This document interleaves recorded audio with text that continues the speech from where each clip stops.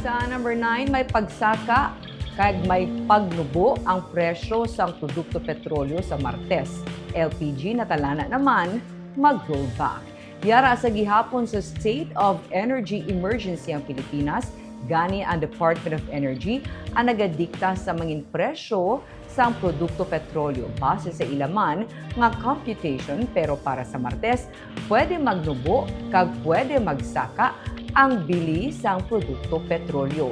Sa computations ng DOE, posible mag-rollback sa 1 peso and 16 centavos ang diesel. Kag pwede man magsaka sang tugtog 84 sentimos. Ang gasolina naman pwede mag-rollback sa 10 ka sentimos, pwede man magsaka sang piso kag 90 sentimos, kag ang kerosene pwede magpanaog sang 10 ka sentimos, pero pwede magsaka sang piso kag 90 sentimos.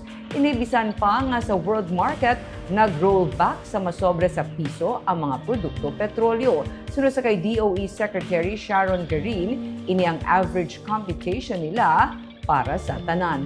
Ang Shell, Lunes ang hapon nag-anunsyo nga magasaka sang masobra sa piso ang gasoline kag kerosene, kag masobra 80 sentimos nga saka man sa diesel. Samtang may rollback naman sa presyo ng LPG. Sumugod subong nga Lunes, 12 pesos kada kilo ang ibuhin sa presyo sang Petron Gasul, Fiesta Gas, Regasco kag Suling. Yara sa 132 pesos ang inubo sa kada tangke sang 11 kilogram nga LPG tank.